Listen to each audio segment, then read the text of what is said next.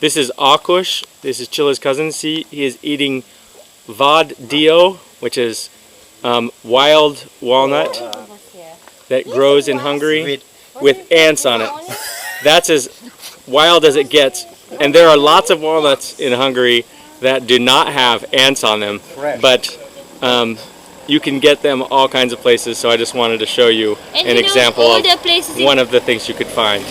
And he knows all the places in town where they have walnut trees and hazelnut trees. So he just said that after the big rain a couple of days ago, he went around and the rain knocked down a bunch of walnuts and hazelnuts, so he was just collecting those up. And he also knows where a lot of the fig trees are, right? Yeah, he knows the fig trees around town too.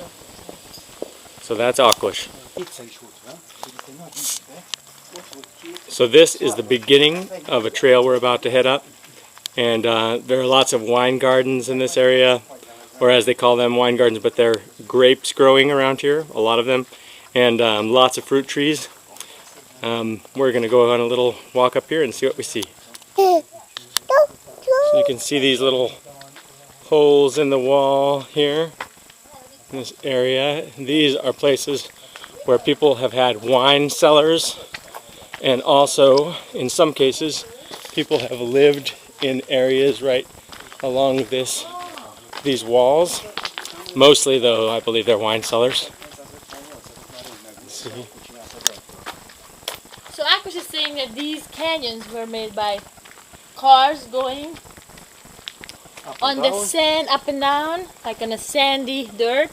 And then Levi! So Akush said that these cars were going up and down on this sandy dirt, and then that loosened up the ground, and then when the rain came, it started to make these canyons. That it just made it deeper and deeper, so people start, and so these are like hard, sandy dirt where people dug holes, and they used to live in there. Now they use it as wine cellars. Okay, well good, that's what I was saying, and I wanted to make sure I got it right, but people did used to live there, and then they turned them into wine cellars later. And there's a vicious doggy here, right on the edge of the trail. It's threatening us, so we're going to move on. So we've come to a multi-forked road, and we're going to have to choose which direction to go from here. So I just want to show you on the ground here. You can see multiple plums, and up in the trees here are some black plums or purple plums. Then over here are some yellow plums. And Levi has one in his hand. I don't know how well you can see him buzzing around, but there's tons of yellow jackets here. Not the friendly bee, I guess. I'm standing my distance. But I also wanted to show you, this is like a Hungarian castle up here on the top of the hill. Something that you don't see very often in villages like this. So this is a little bit of the view just from the trail that we're walking up. You can see there's lots of little houses, and mostly what you see growing is grapes, but there are other trees which are mostly probably plums, peaches, apricots, nectarines, cherry trees, apple trees, pear trees, some fig trees, and lots of almonds and walnut trees. In fact, that right there in front of me is a walnut tree. So you can see all of these green buckets down here, these square buckets. Those boxes are full of purple grapes. I'm not sure what variety they are, but you can see this is a big grape garden, and you can see there's some people up the road here sitting down. They were working here and taking the grapes out, getting ready for the doing the harvest. So I thought this was a plum tree, but it's actually an apple tree. Tomato apples. He says they look like tomatoes. Akush called them tomato apples because they look like tomatoes.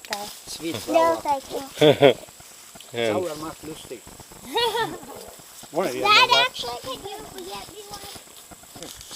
so I wanted to give you a view here. This is like a little pepper garden. Lots of Hungarian peppers. You've heard of Hungarian paprika? Well, this is where they come from.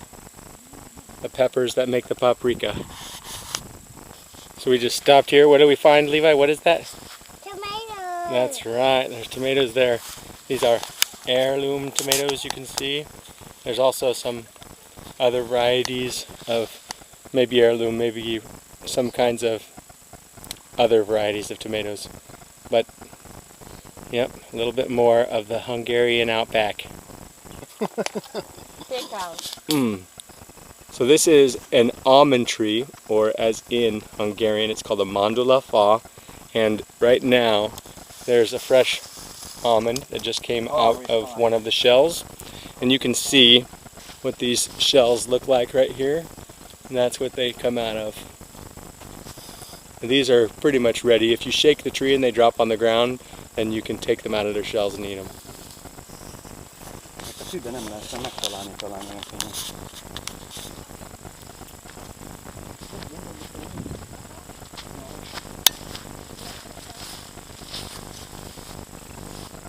Endless grapes.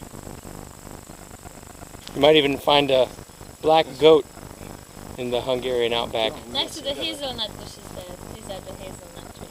As Chilla is pointing out, next to the hazelnut bushes, which you can see right here. I don't know if we can find any of them. Hey, goatie.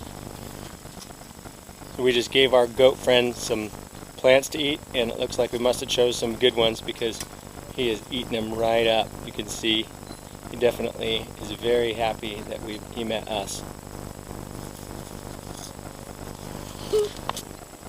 So there is a view of Sexard, the town that Chilla is from, and where we have been walking on the outside of to see all of the Hungarian outback. And you can see as we're coming down, there's always going to be more grapes. There's some more apple trees, some very big apples on them.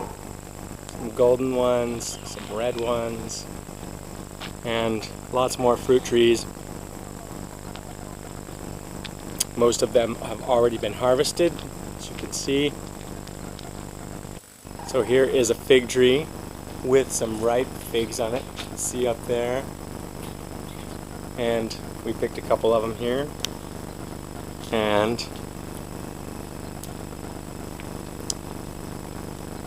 it's like a nice ripe one there.